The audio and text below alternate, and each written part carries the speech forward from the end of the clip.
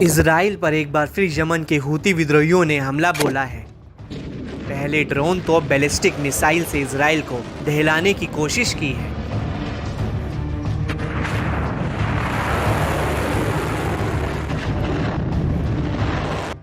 बीते शनिवार 14 सितंबर को यमन के हूतियों ने इजराइल और उसके सहयोगी देशों के खिलाफ फरमान जारी किया था, जिसमें कहा था कि दुश्मनों ने समुद्र में हार का स्वाद चखा है।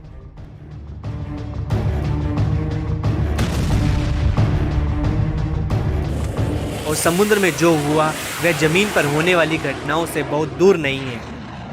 इस चेतावनी के 24 घंटे के भीतर ही यानी 15 सितंबर को दावा है कि यमन के हूतियों ने इजराइल पर एक बड़ा हवाई हमला कर माहौल को गर्मा दिया है। इजरायली सेना ने बताया कि यमन से सेंट्रल इजराइल पर सतह से सतह पर मार करने वाली मिसाइल दागी गई। इससे राजधानी तेल अवीव और पूरे सेंट्रल इजराइल में हवाई हमले के सायरन बजने लगे, जिससे एक बार फिर इजरायलियों में दहशत देखी गई और उन्हें जान बचाने के लिए बॉम्ब शेल्टर्स की ओर भागना पड़ा।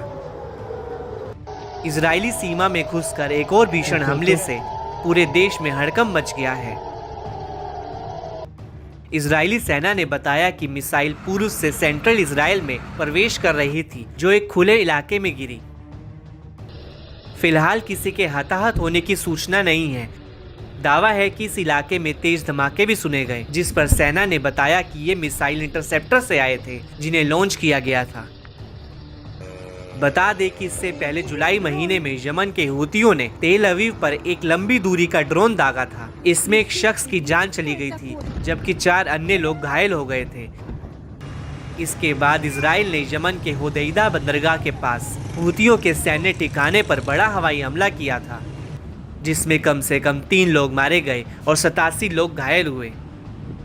इजराइल के सोशल मीडिया पर वायरल वीडियो में सेंट्रल इजराइल के पास रूट 1 नेशनल हाईवे के पास झाड़ियों से धुआं उठता हुआ दिखाई दे रहा है, जो जाहिर तौर पर इजराइल रक्षा बलों की ओर से यमन से लॉन्च की गई बैलिस्टिक मिसाइलों को मार गिराने की कोशिशों के बाद छर्रे से निकला है।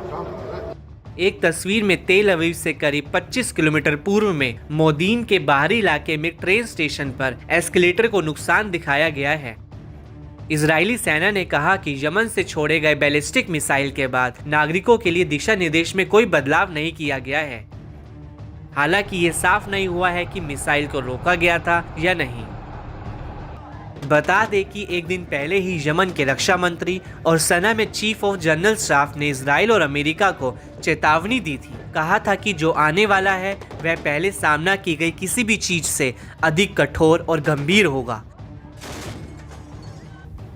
दोनों जनरलों ने होदैदा बंदरगाह को निशाना बनाने के इजरायली हमले का बदला लेने की कसम खाई। उन्होंने इजराइल को चेताते हुए कहा कि आने वाले दिन ऐसे झटके लेकर आएंगे जिसकी दुश्मन देश ने उम्मीद भी नहीं की होगी। जनरलों ने दोहराया कि यमन कड़ी मेहनत से जवाब देगा और ना तो माफ करेगा और ना ही भूलेगा। दुश्मन देश को उस दिन का पछतावा होगा जब उसने उस पर हमला किया था।